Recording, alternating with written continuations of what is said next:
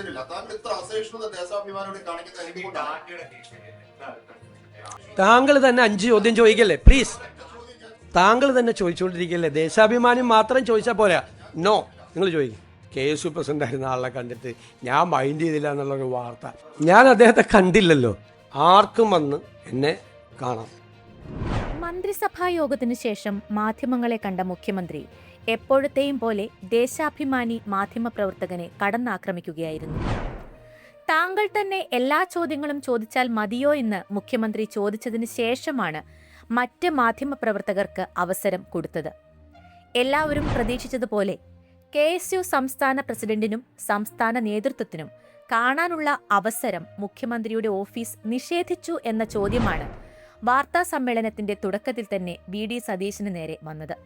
ആർക്കു വേണമെങ്കിലും തന്നെ വന്ന് കാണാമെന്നും തന്റെ ഓഫീസ് ആർക്ക് നേരെയും അടച്ചിട്ടില്ലെന്നും ആർക്കും അവസരം നിഷേധിക്കില്ലെന്നും VD സതീശൻ തറപ്പിച്ചു പറഞ്ഞു. KSU പ്രസ്ഥാനത്തെ ആരുടെ മുൻപിലും അധിക്ഷേപിക്കുന്ന രീതിയിലുള്ള യാതൊരുവിധ പ്രസ്താവനയും തന്റെ ഭാഗത്തു നിന്നും ഉണ്ടായിട്ടില്ലെന്നും സതീശൻ വിശദീകരിച്ചു.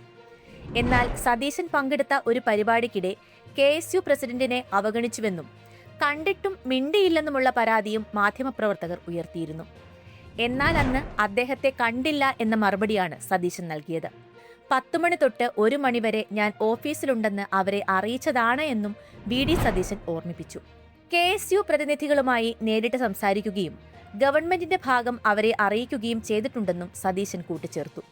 ഇതുമായി ബന്ധപ്പെട്ട എല്ലാ ചോദ്യങ്ങളും ഇനി അവസാനിച്ചുവെന്ന് പറഞ്ഞ സതീശൻ വീണ്ടും ചോദ്യം ചോദിക്കാൻ മുതിർന്ന ദേശാഭിമാനി പത്രത്തിന്റെ പ്രവർത്തകനോട് താങ്കൾ മാത്രം ചോദിച്ചാൽ മതിയോ, ബാക്കിയുള്ളവർക്കും അവസരം നൽകേണ്ടേ എന്ന് കയർത്തു ചോദിച്ചു. എന്നാൽ ദേശാഭിമാനിയോട് എന്തിനാണ് ഇത്ര അസഹിഷ്ണുത എന്നായിരുന്നു തിരിച്ചുള്ള ചോദ്യം. ഈ ചോദ്യം സതീശൻ മുഖവിലക്കെടുത്തില്ല. പകരം മറ്റു മാധ്യമങ്ങൾക്ക് ചോദിക്കാനായി അവസരം നൽകുകയാണ് ചെയ്തത്. വീഡിയോ കാണാം. അല്ല, ഞങ്ങൾ അവരുമായിട്ട് സംസാരിച്ചു. KSU കോൺഗ്രസിൻ്റെ മായിട്ട് ബന്ധപ്പെട്ട് പ്രവർത്തിക്കുന്ന ഒരു വിദ്യാർത്ഥി സംഘടനയാണ്. അവരുമായിട്ട് ബന്ധപ്പെട്ട കാര്യങ്ങൾ അവർ വന്ന് സംസാരിച്ചു. അവർ പറയുന്ന പരാതികൾ ഞങ്ങൾ ശ്രദ്ധയോടുകൂടി കേട്ടു. അതിൽ ഗവൺമെൻറ്റിൻ്റെ ഭാഗത്തു നിന്നുള്ള ക്ലാരിഫിക്കേഷൻ എന്താ അതിൻ്റെ കാരണം എന്ന് അവരോട് വിശദീകരിച്ചു. പിന്നെ നിങ്ങൾ പ്രചരണം നടത്തിയത് മുഖ്യമന്ത്രിയെ കാണാൻ അനുമതി കൊടുക്കുന്നില്ലെന്ന ഒരു കാര്യം ഞാൻ വ്യക്തമാക്കാൻ ആഗ്രഹിക്കും. ആർക്കും വന്ന് എന്നെ കാണാം, അതിനുള്ള അവസരം കൊടുത്തിട്ടുണ്ട്. നിങ്ങൾക്കറിയാലോ, ആയിരക്കണക്കിന് ആളുകളാണ് കാണാൻ വരുന്നത്.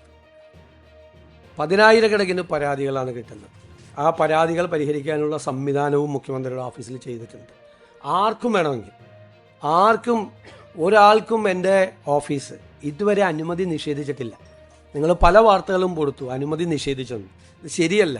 കാരണം ഒരു വ്യക്തിക്ക് കാണാൻ പറ്റാവുന്നതിൻ്റെയൊക്കെ അപ്പുറത്താണ് ആളുകളെ കാണുന്നത്. തീരെ സാധാരണക്കാരും പാവപ്പെട്ടവരുമായ ആളുകൾ കേരളത്തിൻ്റെ വിവിധ ഭാഗങ്ങളിൽ നിന്ന് വരികയാണ്. വിവിധ സംഘടനകളെ പ്രതിനിധാനം ചെയ്തുകൊണ്ടുള്ള ആളുകൾ വരികയാണ്. 10 വർഷത്തിന് ശേഷമുണ്ടായ ഒരു ഭരണമാറ്റവുമായി ബന്ധപ്പെട്ട് PSC പരീക്ഷയിലെ റാങ്ക് ലിസ്റ്റുമായി ബന്ധപ്പെട്ട ആളുകൾ, ആശ്രിത നിയമനത്തിന് വേണ്ടി വരുന്ന ആളുകൾ, ബാങ്ക് ജപ്തിയുമായി വരുന്ന ആളുകൾ ഉൾപ്പെടെയുള്ള ഏറ്റവും സാധാരണക്കാരും പാവപ്പെട്ടവരുമായ ആളുകളെ മുതൽ പ്രധാനപ്പെട്ട ആളുകളെ വരെ, ബാങ്കുകളുടെ പ്രതിനിധികൾ, സംഘടനകളുടെ പ്രതിനിധികൾ, കേരളത്തിൽ ഇൻവെസ്റ്റ്മെൻറ്റ് നടത്താൻ വേണ്ടി താല്പര്യമായിട്ട് വരുന്ന ആളുകൾ ഉൾപ്പെടെയുള്ള മുഴുവൻ ആളുകളെയും കാണുന്നുണ്ട്. ഞാൻ ആരെയും കാണുന്നില്ലെന്നോ എൻ്റെ ഓഫീസ് ആർക്കെങ്കിലും അനുമതി നിഷേധിച്ചെന്നോ നിങ്ങൾ ദയവ് ചെയ്ത് വാർത്ത കൊടുക്കരുത്. അത് തെറ്റാണ്.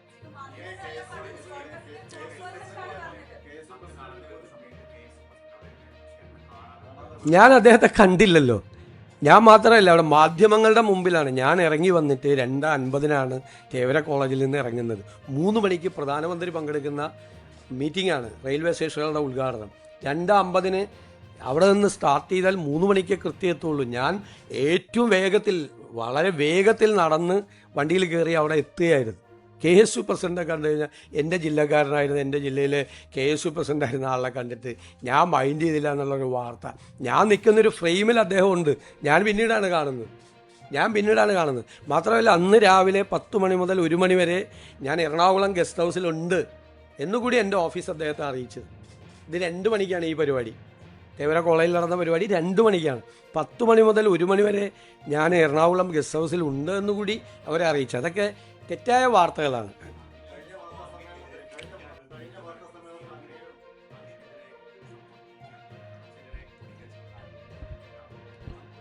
അതല്ലേ ഞാൻ വളരെ ക്ലിയർ ചെയ്ത് പറഞ്ഞത്. ഇനിയുള്ള കാലത്തേക്ക് കൂടിയല്ല പറഞ്ഞത്.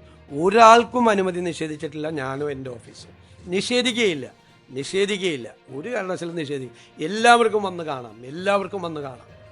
ഞാൻ അതുകൊണ്ടല്ല ഹിന്ദു ഐക്യവേദിയുടെ ആളുകൾ വന്ന് എന്നെ കണ്ടപ്പോൾ അത് വിവാദമാക്കാൻ ശ്രമിച്ചു. എല്ലാ സംഘടനകളിൽപ്പെട്ട ആളുകൾ വന്ന്, ഇന്നിപ്പോൾ SFIയുടെ പ്രതിനിധികൾ ചോദിച്ചിട്ടുണ്ട്, അവസരം ചോദിച്ചിട്ടുണ്ട്. NGO യൂണിയൻ്റെ ആളുകൾ വന്നിരുന്നു, KSTയുടെ ആളുകൾ വന്നിരുന്നു, അവരുടെ ഗസറ്റ് ഓഫീസേഴ്സ് അസോസിയേഷൻ്റെ ആളുകൾ വന്നിരുന്നു കാണാം. എല്ലാവർക്കും അനുമതി കൊടുക്കുന്നുണ്ട്, എല്ലാവർക്കും അനുമതി കൊടുക്കും. MLA എല്ലാവരും വന്ന് കാണുമല്ലേ? അങ്ങനെ ചെയ്യാൻ പാടില്ലല്ലോ. അങ്ങനെ നിഷേധിക്കപ്പെടേണ്ട ഒരു സ്ഥലമല്ല.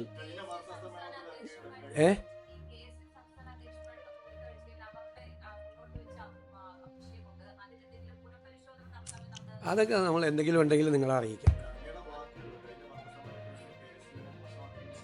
ഞാനങ്ങനെ പറഞ്ഞിട്ടില്ല, നിങ്ങൾക്കറിയാമല്ലോ. നിങ്ങൾ ലോ കോളേജിലെ യൂണിറ്റിൻ്റെ കാര്യം ചോദിച്ചപ്പോൾ ഞാൻ പറഞ്ഞു, ലോ കോളേജിലെ യൂണിറ്റ് അല്ല ഗവൺമെൻറ് പ്രീഡർമാരെ തീരുമാനിക്കുന്ന ഒരു വാചകം ഞാൻ പറഞ്ഞു. നിങ്ങൾ കേട്ടല്ലോ, ഇറ്റ്സ് ഓൺ റെക്കോർഡ് ഞാൻ പറഞ്ഞ കാര്യം. ഞാൻ KSUവിനെ കുറിച്ചല്ലല്ലോ പറഞ്ഞത്. ലോ കോളേജ് KSU യൂണിറ്റിനെ നിങ്ങൾ ചോദിച്ചപ്പോൾ ഞാൻ പറഞ്ഞു, ലോ കോളേജ് KSU യൂണിറ്റിനോട് ചോദിച്ചിട്ട് ഗവൺമെൻറ് പ്രീഡറെ വയ്ക്കാൻ പറ്റുമോ? നിങ്ങൾ ഗവൺമെൻറ് പ്ലീഡർമാരുടെ നിയമനം 140-ലധികം ഗവൺമെൻറ് പ്ലീഡർമാരുടെ നിയമനം വന്നിട്ടുണ്ട്. 2 പരാതി വന്നു, അതിൽ ഒരു പരാതി ഇപ്പം തന്നെ പിൻവലിച്ചു. ഒരു പരാതിയാണ്, ഇത്രയല്ലേ വന്നിട്ടുള്ളൂ. നിങ്ങൾ ഇതിന് മുൻപ് കഴിഞ്ഞ സർക്കാരിൻ്റെ കാലത്ത് ഗവൺമെൻറ് പ്ലീഡർമാരെ വെച്ചതും അതിന് മുമ്പ് ഉമ്മൻചാണ്ടി സർക്കാരിൻ്റെ കാലത്ത് ഗവൺമെൻറ് പ്ലീഡർമാരെ വെച്ചതൊക്കെ ഒന്ന് കമ്പയർ ചെയ്ത് നോക്ക് നിങ്ങൾ. പിന്നെ നമുക്ക് അവിടെ AGയുടെ ഓഫീസും DGPയുടെ ഓഫീസും ഒക്കെ പറയുന്ന അഭിഭാഷകരെ കൂടി നമുക്ക് അവിടെ വയ്ക്കേണ്ടി വരും, പല കാരണങ്ങളുമുണ്ട്. ഇനി ചോദിക്കും, വേറെ എന്തെങ്കിലും ചോദിക്കും. ഇത് പറഞ്ഞു കഴിഞ്ഞു ഞാൻ. ഇനി വേറെ ചോദ്യം ചോദിക്കും. താങ്കൾ തന്നെ ചോദിച്ചുകൊണ്ടിരിക്കുകയല്ലേ. ദേശാഭിമാനി മാത്രം ചോദിച്ചാൽ പോരാ. നോ, നിങ്ങൾ ചോദിക്കും.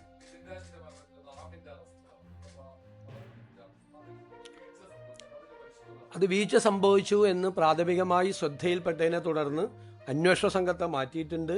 ആഭ്യന്തര വകുപ്പ് മന്ത്രി അത് അന്വേഷിക്കാനുള്ള ചുമതലയായിട്ടുണ്ട്. ആർക്കെങ്കിലും ഉത്തരവാദിത്വം ഉണ്ടെങ്കിൽ ആഭ്യന്തര വകുപ്പ് നടപടി സ്വീകരിക്കും. ഞാൻ ആഭ്യന്തരമന്ത്രിയുമായിട്ട് ആ വിഷയം സംസാരിച്ചിരുന്നു. താങ്കൾ തന്നെ 5 ചോദ്യം ചോദിക്കല്ലേ പ്ലീസ്.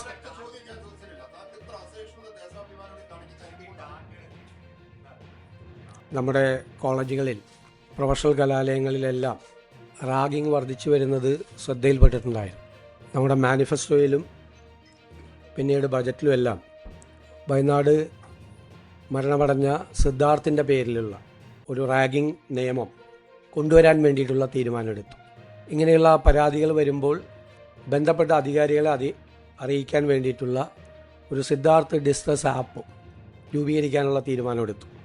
നമുക്കറിയാം, ഇന്നലെ ഡൽഹിയിൽ ലോകസഭയിലെ പ്രതിപക്ഷ നേതാവ് ശ്രീ രാഹുൽ ഗാന്ധിയെയും AICCയുടെ ജനറൽ സെക്രട്ടറിയും നമ്മുടെ MP-യുമായ ശ്രീമതി പ്രിയങ്ക ഗാന്ധിയെയും ശ്രീ KC വേണുഗോപാൽ ഉൾപ്പെടെ കർണാടക മുഖ്യമന്ത്രി ശ്രീ DK ശിവകുമാർ ഉൾപ്പെടെയുള്ള നേതാക്കളെ, നമ്മുടെ മന്ത്രി ശ്രീ വിശ്വനാഥും നമ്മുടെ MP-മാരും ഉൾപ്പെടെയുള്ള ആളുകളെ വളരെ മോശമായ രീതിയിലാണ് പോലീസ് അവരെ അറസ്റ്റ് ചെയ്ത് അവിടെ നിന്ന് നീക്കിയത്. ശക്തമായ ബലപ്രയോഗമാണ് അവർക്കെതിരെ നടത്തിയത്. അതിൻ്റെ തലേ ദിവസം ഈ നീറ്റ് വിഷയത്തിൽ മന്ത്രി രാജിവെക്കണമെന്ന് ആവശ്യപ്പെട്ടുകൊണ്ട് സമരം ചെയ്ത വിദ്യാർത്ഥികളോടും ക്രൂരമായ സമീപനമാണ് കേന്ദ്ര സർക്കാർ സ്വീകരിച്ചത്. അതിൻ്റെ ആവർത്തനമാണ് ഇന്നലെ ഡൽഹിയിൽ കണ്ടത്. അതിലുള്ള അതിശക്തമായ പ്രതിഷേധം രേഖപ്പെടുത്തുകയാണ്. മാത്രമല്ല, ഈ സമരം മുന്നോട്ട് പോകും. കാരണം നിരവധി കുട്ടികളാണ് ആത്മഹത്യ ചെയ്തത്, നിരവധി കുട്ടികൾ. എന്നിട്ടും ഇതിന് ഉത്തരവാദികളായ ആളുകൾക്കെതിരായ കൃത്യമായ നടപടികൾ എടുക്കാതെ കേന്ദ്ര സർക്കാർ മുന്നോട്ട് പോവുകയാണ്. ഒരു കാരണവശാലും വെച്ചു പൊറപ്പിക്കാൻ പറ്റാത്ത ഒരു കാര്യമാണ് ഇത്.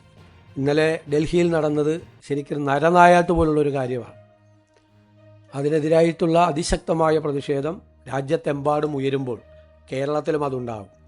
കേരളത്തിലെ നിയമസഭയും ഇത് സംബന്ധിച്ച ഒരു പ്രമേയം പാസാക്കി കേന്ദ്ര സർക്കാരിന് അയച്ചിട്ടുണ്ട്. അത് സംബന്ധിച്ച് നീതിയുക്തമായ രീതിയിൽ വിദ്യാർത്ഥികളുടെ അവകാശങ്ങൾക്ക് വേണ്ടിയിട്ടുള്ള അവരുടെ പോരാട്ടത്തിൻ്റെ പൂർണ്ണമായ പിന്തുണ ഞങ്ങളുടെ എല്ലാവരുടെയും ഭാഗത്തുനിന്നുണ്ടാവും, സംസ്ഥാന സർക്കാരിൻ്റെയും ഭാഗത്തുനിന്ന് ഉണ്ടാവും.